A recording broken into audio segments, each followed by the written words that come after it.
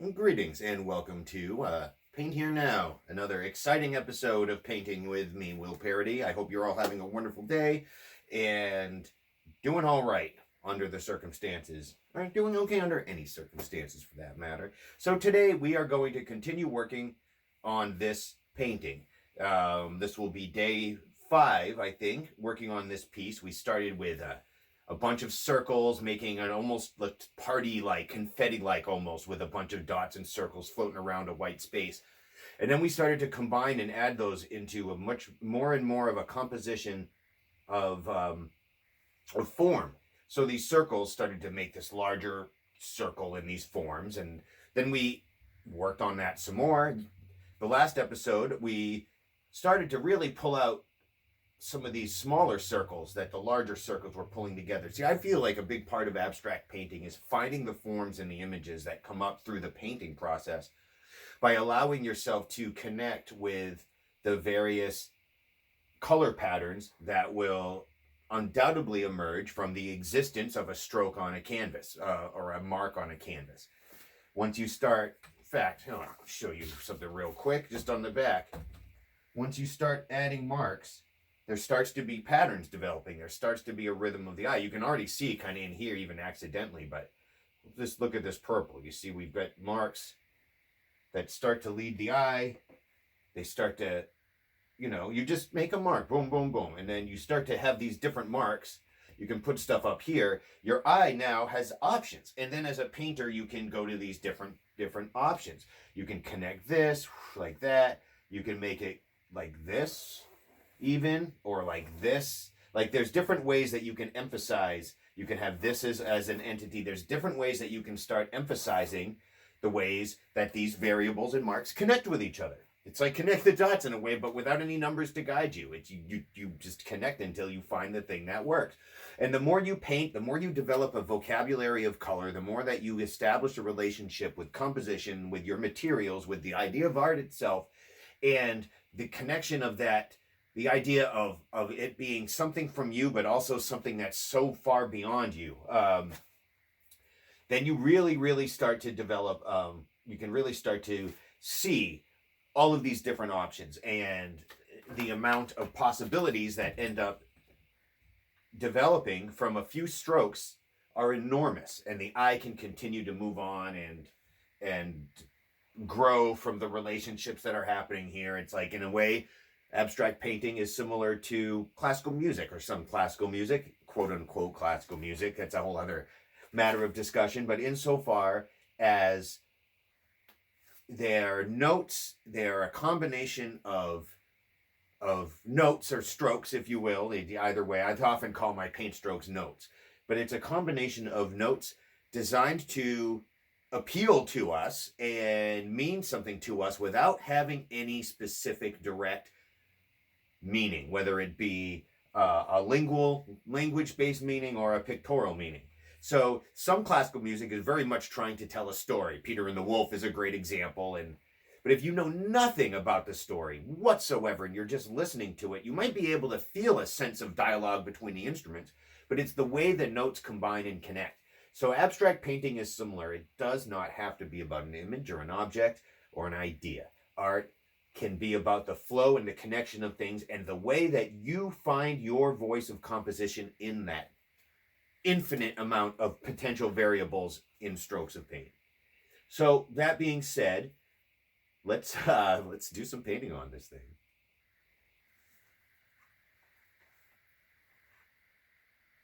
All right. So let's take a look at what we'll be using today. Again, I'm using pretty much the same palette I've been using. I've been covering the paints up on this ice cube tray. And it's great to use ice cube trays or old plastic, things like that, lying around for a palette. The thing I like about ice cube trays is that they're recessed. You can put something over it and keep the paints wet. So we're going to be using the same palette we've been using. I'm going to start with a smaller brush today. And what am I going to start with?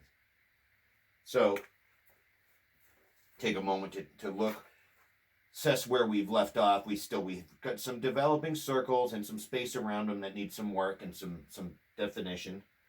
We have this is an interesting thing because it ended up being a lot more defined than some of the other circles, both in its form, but also with its distinct color pattern and color combinations.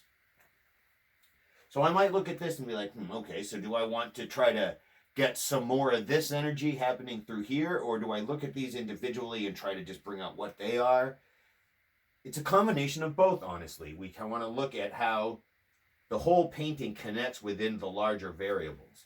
A very enormous part of painting is in some way, shape, or form about finding harmony. I think maybe in every piece it's about harmony of contrast. It's not about, oh, make it a perfect harmony and everything. It's finding that through contrast, through struggles, through figuring things out and all of this, which is why there can be such beauty in dark subject matter, and paintings like by Goya, for example, where there's a harmony of the composition, there's a beauty, there's an intrinsic thing that makes the eye connect with the colors and the forms and the space and the power of the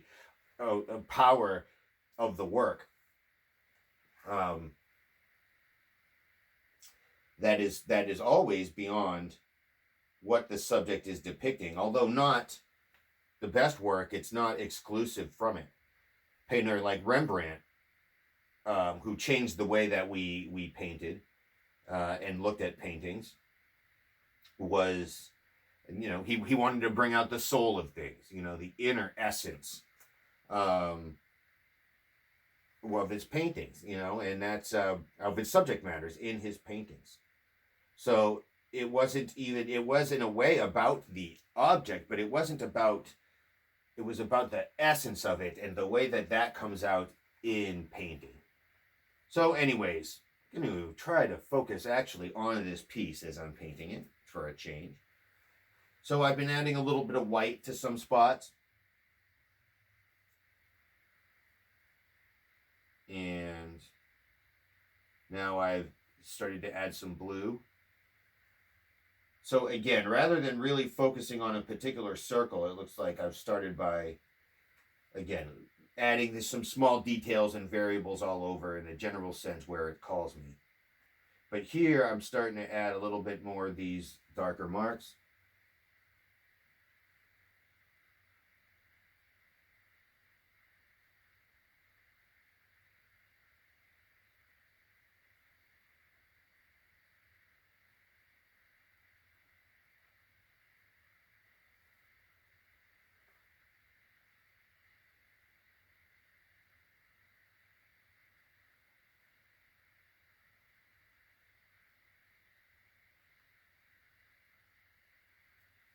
So I combined a little blue and yellow there to get some nice green. Let me see here. Take another look at this form. And now I'm adding, just kind of going back and forth to create sort of a band between these marks, rather than just going dot, dot, dot, making a circle, then making another one. So it sort of forms a double ring or a band around this. Okay, so now, now we've got some gray and some red and a purplish gray kind of thing in here. And I'm wondering, do we continue that theme? I'm really compelled by the purples and the pinks in here, actually. I'm compelled, of course, this is sort of a combination, but this is much more bold. So I think what I'm going to do is I'm going to start with these colors, the purple and pink. I'm going to come in, and it's going to be different because I'm painting this with a smaller brush. I'm not emulating or copying or, trying to replicate the strokes or the patterns, but I wanted to find this area more. Then we're going to see how it all kind of connects together. So it's so subtle. Sometimes it's hard to even tell where you put marks, especially with marks that are darker or that blend in. So a color like this pink, oh yeah, we're going to see that a little bit more. So there's a couple of ways I'm coming in here. Again, I'm not really doing the band thing here, am I? But what I am doing is I'm expanding the circle out a little bit into some here with a few suggestive marks. I have a feeling these will change a little bit. but they're for right now. And then there's a tighter circle in here that I want to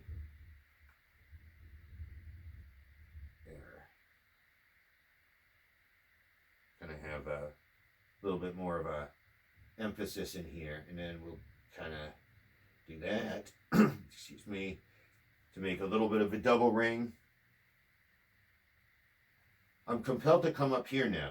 So my eye is drawn up here. It's okay to leave a space and then kind of come back to it. We can already see there's a real distinct change that's happened by the little bit that we've added to this circle. So we're going to come back to this. I'm compelled to come up here, follow this pink, and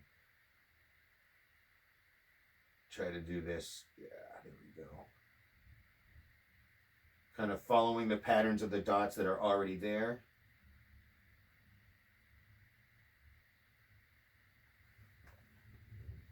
Creating this band. Rock band. Paint band. Now this, well, I'm not even going to finish this one. I don't know. I kind of like, this is almost a different thing that I just did. It's got almost an angle, but there's still very much a curve there. The blue helps to bring the curve out of this, which is less curved. See what color does, the connection of things and how the eye can focus. And that's one of the things that the artist does. It's not just about, oh, I need to do this to make the eye. The reason that it compels us and that we do these things and have these combinations of things, and can see the way color works in painting is like, this mark is here to bring this out, or this mark is here to ease into all of this. It's not about... that's really the purpose of things. It's the defining elements, not the descriptive elements, that are really important in painting. So just sort of adding some dots. Dot, dot, dot, dot, dot, dot, dot, dot, dot, dot, dot, dot.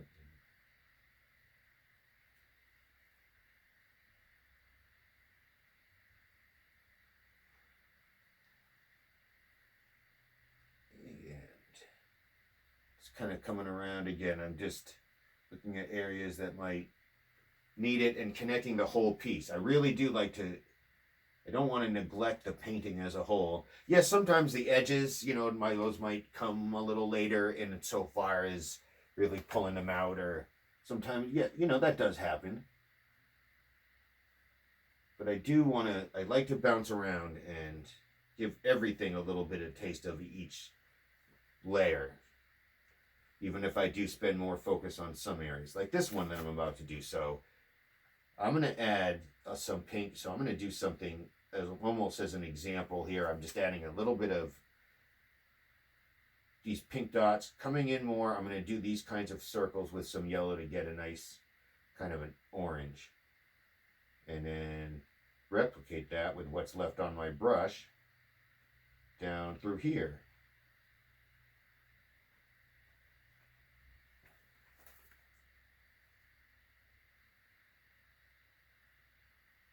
And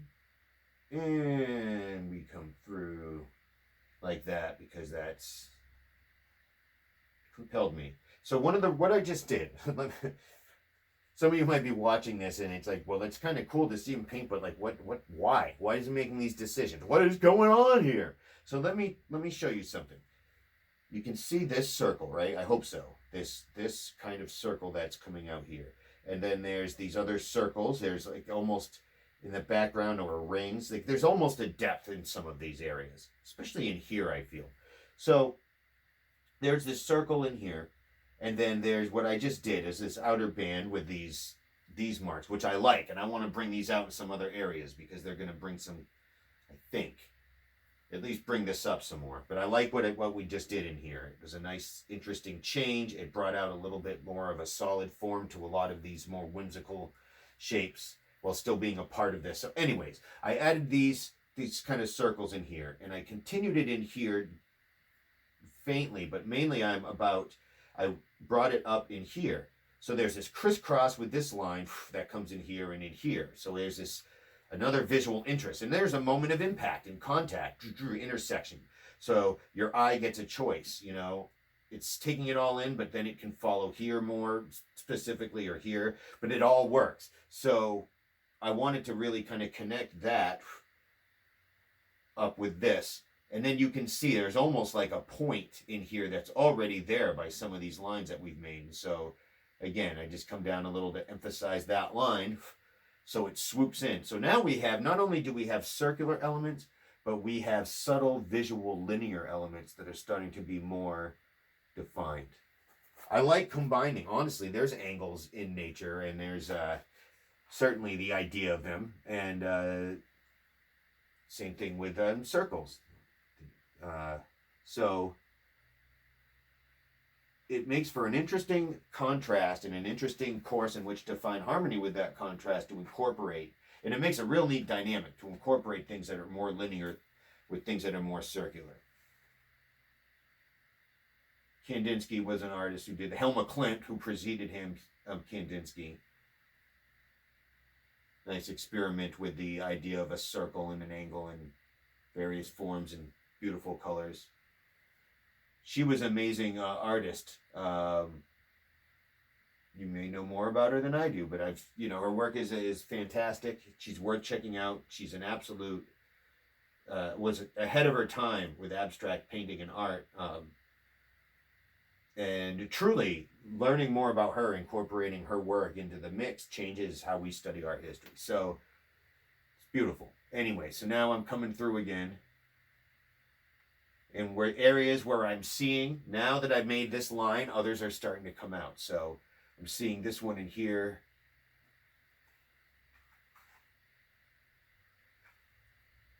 Or almost in here. And again, I don't want to overdo it. I want to find the ones that are really calling to me. There's another one up in here.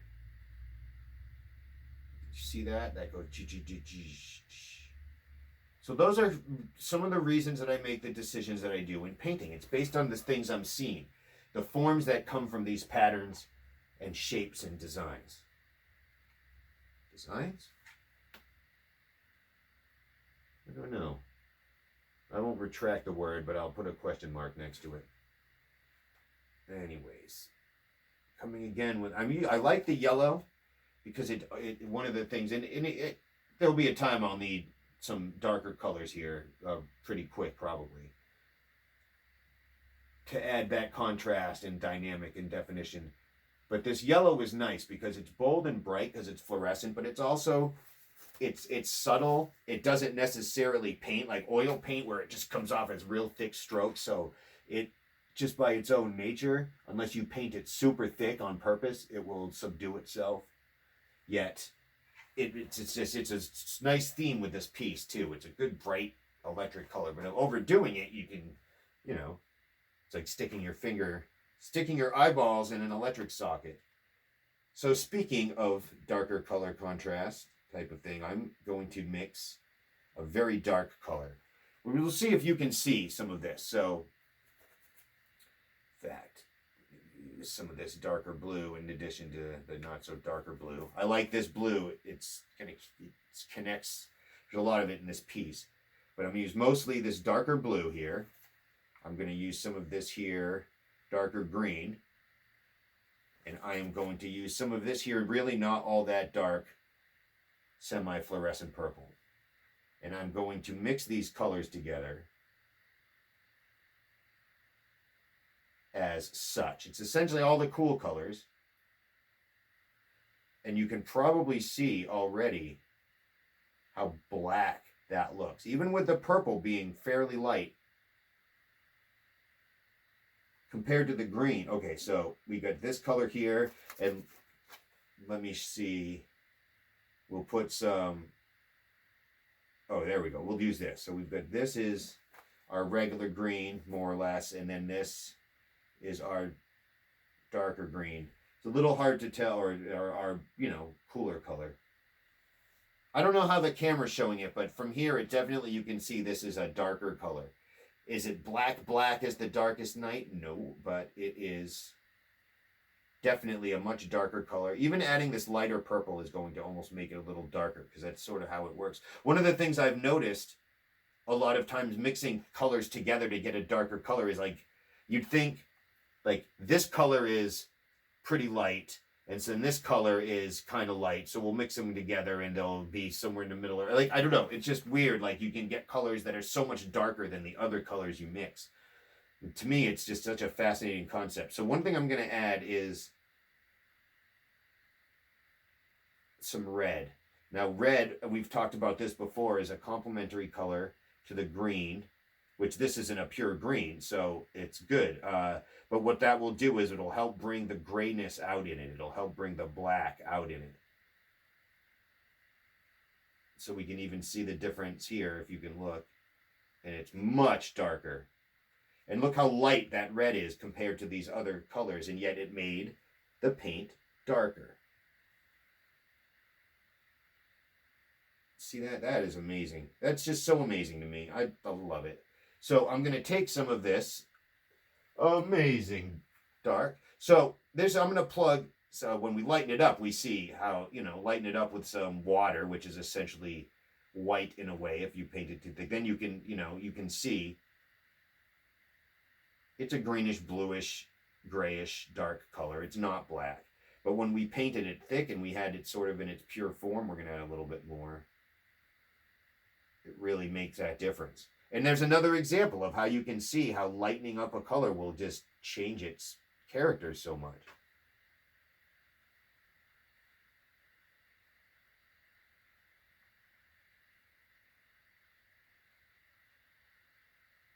So, all right, I'm satisfied with this as a darker color. High school teacher, Mr. Stampone, Stampy we called him, loved him. Great teacher, great influence on me. Very, very, yeah, great guy.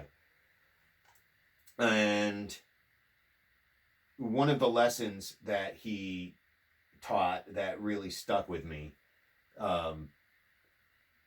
was to mix your own black. Mix your shadow colors. Don't just grab black out of the tray. We're using watercolors out of the tray and start using that to darken and make shadows. Like that's he would say he's like, you want to use an organic color. Well, I don't know if he said organic, but you wanted to use a color that's more naturally blends into what you're doing. If you are painting a teddy bear, for example, I use it anyways. There's a paint teddy bear. Brown. You're gonna use these brownish colors, right? And if you want to make a shadow color, don't just add black to the brown. If the brown is a little bit of a warmer brown, reddish, orangish brown, add a little bluish green in there, a little bit to get the shadow color. Maybe a tiny little bit more touch of whatever the warmth is in the brown, the red or the orange, and just you make your own blacks and shadow colors and your own shading. And it's a great. It's awesome. I really like it. I use black for stuff. Black mixes great with yellow to make greens, and it does darken colors. But it also does change their character some. And all, different blacks act in different ways. But the idea of being able to get some of your darkest darks by mixing them from your palette without black, I highly encourage that.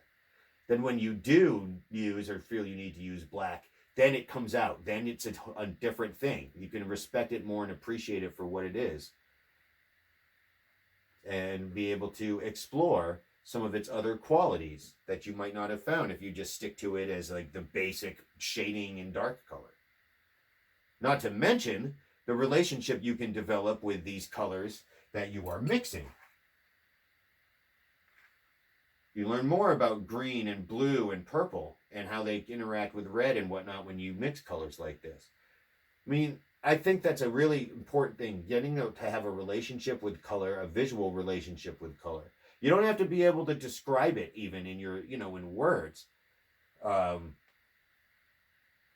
I try to, because how else do I try to explain what I'm doing? But what it really is about visual. It's about seeing, oh yeah, these colors are kind of going to do this, and it creates this language and these feels, and I add this and it does this, and then you experiment. What if I do that? It's really, really, really getting into the language. It's not about what color do I use to make a nose? What colors do I use to make a rose?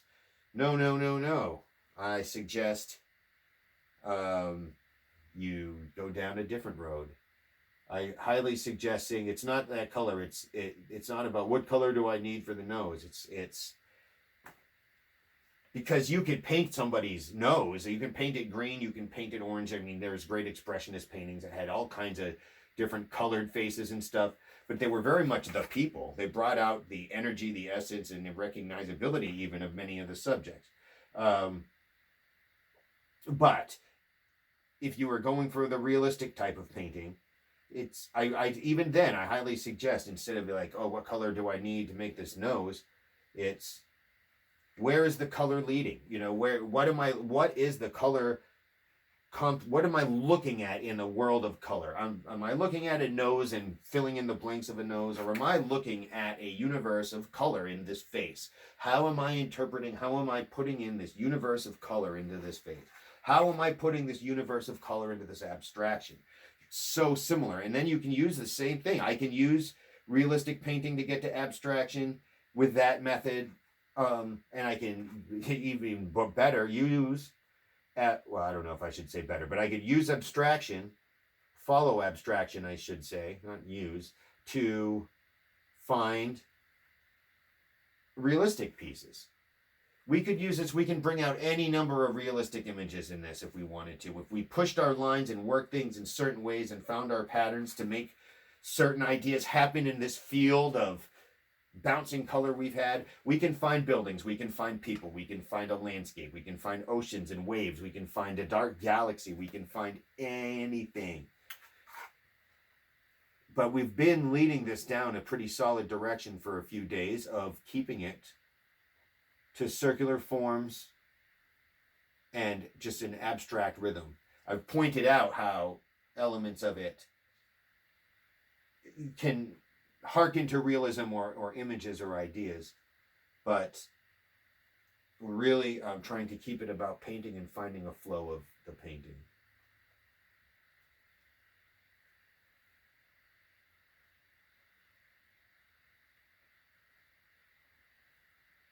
When you're using a smaller brush, here's one to quote. When you're using a smaller brush, it makes smaller marks than when you're using a bigger brush. So there's words of genius for you today. No, but seriously, I want to come in here with a little bit of this yellow because I want to see what happens to this thing. I don't want to, this is really popping out almost like a sore thumb to me a little bit. Or it was, the yellow helps. And I don't want to turn all of these into this. But I don't want to lose the awesome quality of this ring and this gray and stuff that I got. Whoops, with this thing. So I'm going to add a little bit of yellow, like these dots. That really helps, I think, to bring in some more of what's happening in here. And I'm going to do that with a little bit of green as well. I'm going to mix some light green with a touch of this blue. A little bit of the H2O, and then fine. Yeah, there we go.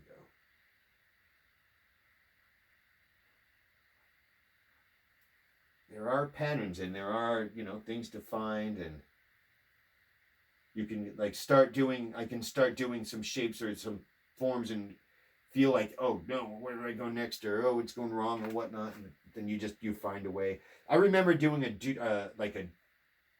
dual drawing, like a take turns drawing with somebody that I met in San Francisco. I don't know. I say this with all complimentary respect. This crazy tripped out dude, and who was a painter, and he did some good work actually. A lot of tiny dots, really intricate, but really particular. He almost like was sewing in his dots, and they were like almost embroidered in a way. He didn't blend like this. And he had a real specific, and I don't know if I ever saw a piece that I would say was really finished. He these couple paintings, and he'd work on them forever and meticulous when he did. Anyways, we were working on this dual drawing, and we both had these abstract sort of styles and kind of that sort of thing. And I remember it was his turn, and he was like, oh, and he was like really like in pain as he was drawing, like trying to get it right, or like, and it was all these, he's like, oh, I almost have it. Oh no, I remember thinking to myself at the time, well, it just doesn't matter. Just whatever it is, just it'll be fine. As I painted more and studied under Blodgett and, the person I got my post-grad education from, in art. And, anyways, through my own experience, I get that way sometimes too. You do realize the more you paint abstractly or draw abstractly with small marks and try to make these patterns and things connect with everything, that you can get, you can get kind of tense about it. I mean, I don't necessarily advocate getting tense about things. It's more about serious, I guess, or it's not just like, oh, whatever, Willie. No, like you're on something. Like this could you get this right, and it could transform the whole universe. And so, I have a lot more respect and retrospect for that gentleman. Yes, Stevie I. I remember him, his name being. In retrospect, especially when it comes to those sorts of things. Anyways, okay, we are anecdoting and having some fun, doing some painting, trying to make this look halfway decent. Something you might want to show your mom. Oh, now we're trying to rhyme in a sing-song way. Maybe it's time to call it a day on this painting. Hey. And on that note, as I'm just sort of adding, now it's a little bit of purple and it's a little bit of mud color in here just to connect. I could keep painting, but we're about at a good time, I think. I like some of these dark dots up in here, and as they intermix in here and the lights.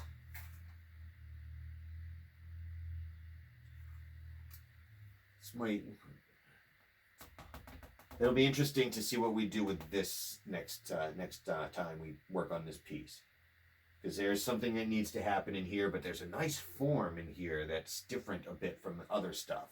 And it starts to bring in some other things, but so we can look at the piece and see what we might do next. It's good to take a break and step back and then come back to it, and where you can bring this out. We may even aim to maybe call this a finished piece next week, but we're not going to force it. We're not going to force this one. So, anyways, very good. All right. Well, there you have it. Here's today. Not a bad, another layer on this piece. I like that we used the smaller brush. We can still got some good sized marks out of it, but we did a little bit more kind of little detailed dotting. It blends in areas, pops out in areas, but it starts to, again, these smaller strokes in a situation like this especially, they really start to kind of gel in a lot of these pieces and start to pull things together. Right? Just like that. That's what painting is all about. So anyways, it is about fun. It's also about understanding creation, being able to make something flow and work from working with it rather than just emulating something in your mind or something you're looking at. Abstract painting is very important. I absolutely advocate everybody look at it and attempt it if you are going to attempt art and painting. So we're going to work on this piece again next time, and maybe we'll finish, maybe we won't, but we'll see what we can do. It's been a lot of fun. I've had fun. I hope you've had too. Keep making art, being creative, loving each other, and trying to find harmony and contrast in life at large. Thank you all very much for your ear and your time.